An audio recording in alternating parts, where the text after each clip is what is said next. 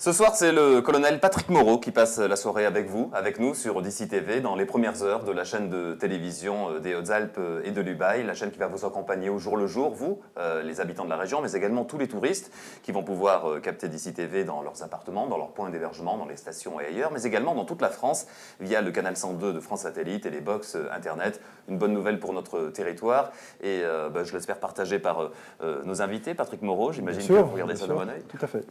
En tout cas, on vous remercie d'être avec nous sur le plateau de Odyssey TV, d'essuyer un petit peu les plâtres. Ce sont les premières heures de cette chaîne de télévision. On va parler avec vous de tous les enjeux du service départemental d'incendie et de secours, et puis illustrer également notre propos par quelques reportages et revenir sur quelques faits d'actualité de l'année 2013. Et à propos de faits d'actualité, revenir d'abord sur une intervention qui a été spectaculaire, heureusement pas dramatique, tant mieux. C'était une fuite de gaz sur le boulevard de la Libération à Gap. Cela s'est passé, je crois, à la rentrée dernière, et l'équipe de Odyssey TV était sur place.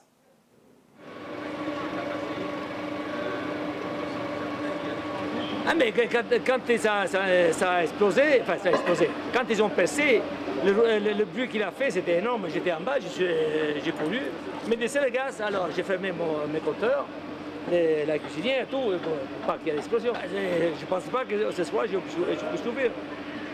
Parce que tant qu'on n'a pas réparé la fuite, comment on va ouvrir le restaurant? J'ai des gaz. Pour cuisiner, il me faut du gaz. Je ne peux pas en vouloir aux ouvriers qui doivent travailler là.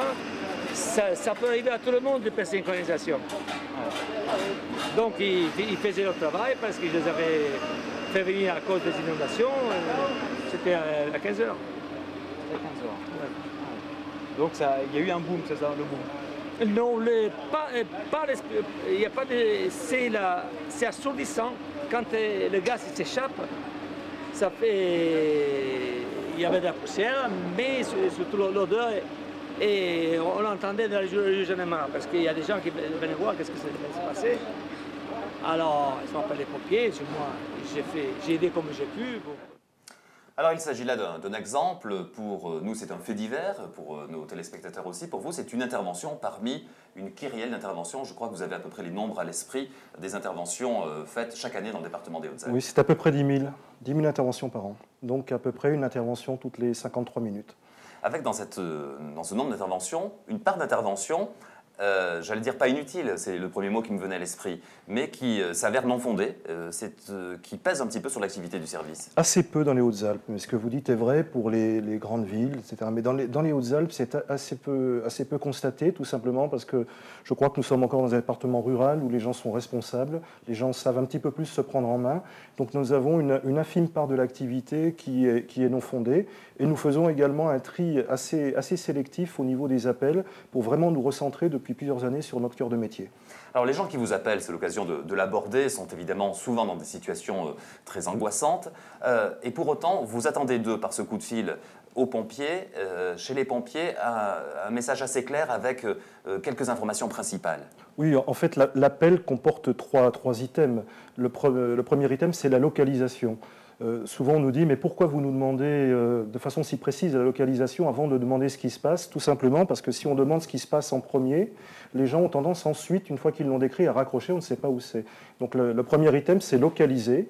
Le deuxième item, c'est qualifier, c'est-à-dire déterminer ce qui se passe, secours à personne, feu, opération gaz, etc. Et le troisième item, c'est la gravité, parce qu'en fonction de la gravité, on enverra des moyens plus ou moins importants. Alors, le SDIS, et c'est important de l'aborder dès le début de notre entretien, ce sont avant tout des volontaires dans le département des Hautes-Alpes et ailleurs d'ailleurs. On peut resituer le décalage qui peut surprendre nos téléspectateurs d'ailleurs entre le nombre de professionnels et le nombre de volontaires. Oui, en fait, le décalage est assez marqué dans les Hautes-Alpes, mais c'est une organisation nationale. Il faut savoir qu'en France, les secours sont basés sur le principe du volontariat. Il y a 200 000 pompiers volontaires en France qui sont partout. On a mis des professionnels, il y a des pompiers professionnels uniquement dans les endroits où l'exercice du volontariat est impossible. Si vous êtes volontaire et que vous êtes boulanger, que 3 fois dans la journée on vous demande de quitter votre boulangerie pour aller faire du pompier, à un moment donné, globalement, il va y avoir un problème de continuité de l'activité. Donc dans ces endroits-là, on a mis des professionnels. Dans les Hautes-Alpes, il y en a à Gap, il y en a à Briançon. Voilà. Et le fondement de l'organisation, c'est le volontariat et des professionnels. Seulement, il y en a besoin. À cette organisation nationale, 2 exceptions, Paris, où ce sont des militaires, et Marseille, où ce sont des marins-pompiers. Alors, c'est aussi toute une infrastructure, du matériel. Il faut rappeler que tout cela est financé par le Conseil général des Hautes-Alpes. Ce sont des investissements très conséquents. Et depuis une dizaine d'années, il y a eu tout un plan de mise en œuvre pour rénover les casernements, etc. Tout à fait. En fait, l'histoire des pompiers est une histoire communale. À la base, il y avait des petits corps de sapeurs-pompiers.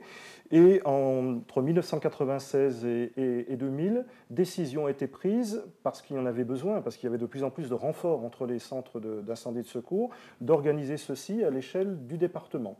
Donc à partir de ce moment-là, le SDIS a été mis en place, le service départemental. Et puis entre 2000 et 2010, on va dire, il a fallu normaliser, moderniser, tout simplement parce que les situations des corps communaux étaient très variées. À Gap, il y avait des professionnels avec du bon matériel. À d'autres endroits du département, ce n'était pas la même chose. Donc un grand plan était engagé par nos élus sur les casernes, sur les constructions de centres d'incendie et de secours, mais aussi sur la rénovation du matériel roulant, ce que l'on voit, hein, donc les camions, mais également ce qu'on voit moins, c'est toute l'infrastructure informatique et de télécommunication. Et des inaugurations auront encore lieu, je crois, dans les jours qui viennent, dans certains secteurs du département. Tout à fait, oui, le 18 décembre prochain à Risoul. Alors, ce matériel, il est évidemment précieux, il coûte cher. Et chaque année, il y a un moment savoureux, un moment particulier où, à la Sols, on baptise quelque part un petit peu le matériel. En tout cas, il y a une cérémonie qui met en valeur le travail des sapeurs-pompiers et leur matériel.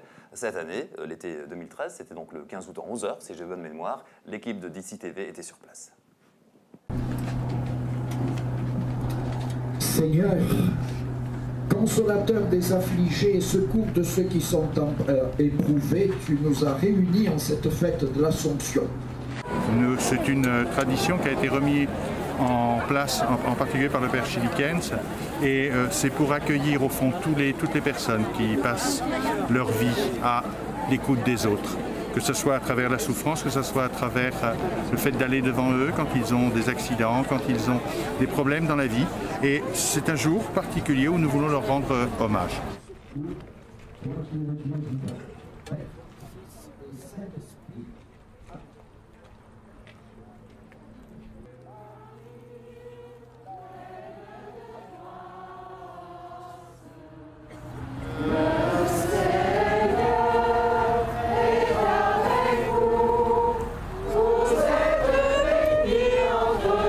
Voilà, cette cérémonie, chaque 15 août à la Sols, parmi plusieurs temps forts dans la vie des sapeurs-pompiers du département des Hautes-Alpes et d'ailleurs, l'un des temps forts étant en ce moment même la fameuse Sainte-Barbe qui sera marquée, commémorée samedi matin à 10h30 je crois, au cœur de la ville de Gap. Oui. Oui, en effet, Sainte-Barbe, c'était hier, hein, Sainte Barbara, donc nous avons fêté notre sainte patronne. Je vais faire le lien avec le reportage qui précède. C'est une histoire, les pompiers, c'est vraiment une histoire de service public complètement impliqués dans la population. Il y a des liens extrêmement étroits avec la population. Les pompiers volontaires sont des pompiers du territoire. Hein. Et en fait, il y a une histoire importante, historique, donc, entre les sapeurs-pompiers, leur sainte patronne, Sainte Barbe. Pour l'anecdote, donc Sainte Barbe, c'est quelqu'un qui vivait au IIIe siècle de notre ère, qui n'a pas renié ses convictions et à un moment donné qui est allé jusqu'au sacrifice suprême puisqu'elle s'est fait trancher la tête. Et celui qui lui a tranché la tête a été foudré, donc a reçu la foudre.